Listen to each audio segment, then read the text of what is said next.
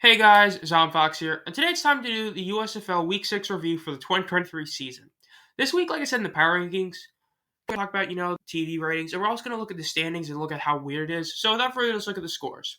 The Maulers ended up losing to the Showboats in the first shutout of the season, 22-0. The Stallions then beat the Panthers 27-13.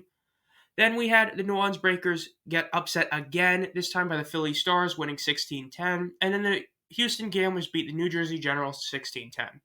All four of these games were overall, I would say, pretty solid. None of them were really slam dunk games, but despite what the scores say, they were all pretty entertaining to watch. The Maulers looked to be in it for a lot of the game, despite the fact they ended up getting shut out. Speaking of the Maulers game, why they get shut out? Well, I didn't put it up here because I didn't have enough room, and I kind of forgot about it. The Maulers did end up missing a couple field goals, which would have naturally given them some points. They got a kick six on them, the kick six most famous one from Auburn, but the Showboats ended up pulling one off this week. The Maulers threw 3 interceptions total. And the fact is, the Showboats just beat them. In the same amount of nearly plays and drives, the Showboats were able to eat up a lot more clock, despite averaging a yard and a point two less per play. They did what they do best, short passing game, and they had a better run game this week. Not much to say. It was a shutout, so kudos to the Showboats. Now, in terms of the Michigan game, this game was one about the miscues of the Panthers.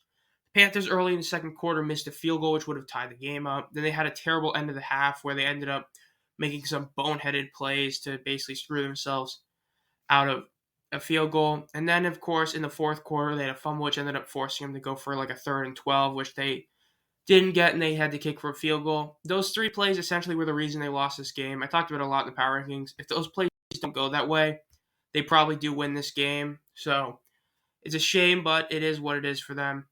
Then we have the Breakers Stars game. This one was, simply put, one quarterback played better than the other. Look, there's a lot of other things. The fact that the Breakers allowed the Stars to actually have a good rushing day is very bad for the Breakers. The Stars had 124 to the Breakers 74, so they had a much better day on the ground. But QB battle was the big difference. Cookus went 17 to 27 for 63 completion percentage, 238 yards. He did have a worse he had only a slightly better quarterback rating. But for those of you who know how much a touchdown affects a quarterback rating, if he had a touchdown, he would have obliterated Bethel Thompson's quarterback rating. He would have had a good one. It just would have been a lot better.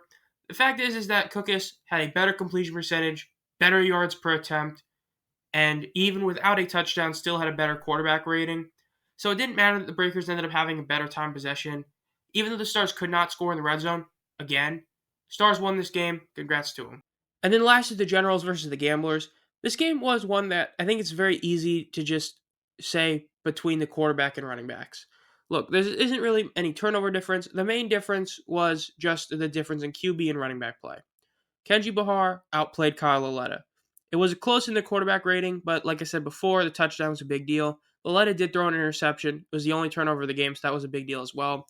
But then you look at Mark Thompson versus the 3 top rushers for the the Generals. Trey Williams had a very off day, only getting 4 carries for 14 total yards. Mark Thompson was the bell cow back for the team, the Gamblers. He ended up having 82 yards. He had 3.7 yards per attempt. The fact that he was able to consistently keep going and none of the guys in the Generals did unbelievable, which was a huge hindrance due to them not having DeAndre Johnson. Big reason why. So the Gamblers ended up getting this win. Congrats to them. It was a huge win for them and a big loss for the Generals. Now, as for the players of the week, the offensive player of the week was once again Alex Magoo. Magoo joins us again by having an unbelievable day passing of 19 to 24 for a 79.2 completion percentage with 133 yards passing. Not the most yards passing, 5.5 yards per attempt, but he had 2 touchdowns and he had no interceptions, didn't fumble the ball either, and he ran for 82 yards and a touchdown as well on the ground. So he had a great day both ways, over 200 total yards. Great day for him. Congrats to him. Then for the first time in the modern USFL, we had dual player of the weeks or co-player of the weeks. Naturally, these are fan voted, like I said before. Technically, Tazino ended up winning. It was just barely, but they do it based on just the percentage. So they both had 37%. They didn't do the 37-point blank. But I digress. Tazino ended up having a solid game, 11 solo tackles, which is insane, with 16 total and 2 TFLs, versus Frank Gidna, who once again has won this award, being the 4th Michigan Panther to win this award. Had a forced fumble, 18 tackles, 7 solos, and a half sack. You can argue which one was really better. I think the fact that he had 11 solo tackles is insane, but no bias. I legit think Gidna did have a better day. But both guys, I'm definitely not upset with them being co-defensive player of the weeks. They both had a solid game, so congrats to both of them. Then Derek Dillon is your special teams player of the week to nobody's surprise. Look, he did it all. He was a top receiver with 61 yards receiving, I believe. He averaged 20 yards per reception. And naturally, it doesn't matter. Neither does his one tackle, which, yes, he had a tackle. Doesn't matter. What does matter is his kick return. He had one kick return due to how, poor the Maulers played, where he got a 49-yard return, which is awesome. But he had the 109-yard kick six, which, if you don't know what kick six is, it's when the team kicks a field goal and the ball is short, and then you end up returning that for a touchdown. Congrats to Derek Dillon. Congrats to all the guys for winning it. All these awards were solid, all deserved. Now, in terms of attendance, let's start with Memphis. Memphis, I think, once again was able to match the Memphis Express. I think they definitely had at least 12,000 here. It was a lot less, though, than week one, naturally. But now that they're winning, I think they're going to start having more fan attendance, especially since, unlike the Panthers, they still have a couple home games left. So we'll see for them. But overall, I think this is a solid week for them. Now, the Panthers, it was definitely disappointing. This was clearly the worst of it. They probably had about 10,000, maybe 12,000, whereas the Showboats might have had like 14. This team probably had about 10 to 12. It was a lot less. You could see that a lot in the away side. The away side usually was always really good for them, but this week it was kind of Still better than any Birmingham Stallion game, basically. But overall, Panthers' attendance has gone down a bit, which is unsurprising. You had a fourth consecutive game at home, which, like I said before, scarcity is a big deal. It affects attendance, it affects TV ratings, and the fact that they've had four consecutive home games in a row, I think, is a terrible decision. Hopefully, they don't do that next year, but we'll see. Now, as for the TV ratings, this week we had the USA game of the Maulers versus Showboats get 230,000 viewers. Stallions Panthers on Fox get 730,000. Breakers Stars and FS1 get 220,000. And the Generals Houston Gamblers get 630,000 on Fox. These were the worst ratings of the year so far, I would say. I would say these are the most disappointing so far. The fact is that you had two games on broadcast on cable that didn't do that great. Actually, they're not terrible. Basically, at 200 to 300,000 is what they basically averaged last year, so they're not terrible. But 0.1 rating is pretty bad. But the real disappointer is that Fox is still struggling. I think that a big part of this is like that scarcity thing. What the XFL had a huge boost on was that they had very few ABC games, so they had a lot more diehard fans that would then end up going to ABC with ABC viewers. You know what I mean? It's that scarcity thing. The USFL, you're going to have games on broadcast over the air. This next week is the only week where there's only one game on over the air, but I would say that is a big deal. And the fact that NBC is the most superior channel, and again, they didn't have a primetime game. I get that, they don't want to compete with anything, but I think that the USFL needs to look into actually having primetime games. Both 4 o'clock games did okay. I think that as long as they can average over 700,000, that's good.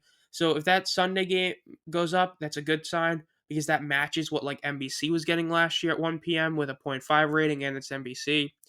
And the 670,000 is kind of matched by the 630,000, though, like I said, you want it to be higher, but the fact that they're sort of in line with last year is a good thing, but you really would like to see them either truly stay the same or do better.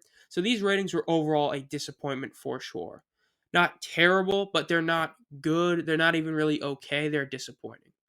Now, the last thing to mention is the standings. The standings right now are that it's totally wide open. The North has the Stars at 3-3, but considering the fact that you can make a very good argument that they are the second to worst team in that division based on how poor their offense is in the red zone, it's really incredible. The fact is that their 1-2 division record could end up screwing them in the end. Having a losing record in your division means you don't get tiebreakers, which the Generals and Maulers can capitalize on. And the Panthers, for how bad they've looked and having lost 4 straight, if they prove to just be a lot better on the road, they could be right back in this thing.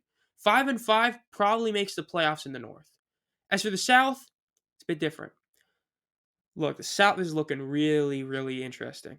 Because you have the Breakers, who were the 4-0 team, who look to easily win the division, have now lost 2 straight, and I have them as the worst team in the division now. Still better than anyone in the North, but you see the point. The Gamblers and the Showboats now look insanely good, having a win streak of 4 and 3 respectively. And the Stallions, they're looking more like the Stallions we think of, a solid team on all fronts. So it's definitely going to be intriguing how this ends up happening and what ends up going on. I think there's a very real shot that we could see really any of these teams make the playoffs at this point, which we couldn't say last year for the USFL or this year for the XFL. It really feels any of these teams can make the playoffs. Panthers, a lot less, but considering the fact they only need one win to be right back in it, we'll see. Overall, this has been Zom Fox. If you enjoy this content, make sure to subscribe and hit the bell. We do at least 3 videos a week during the season, so if you like this content, then stick around. And as always, have a great night.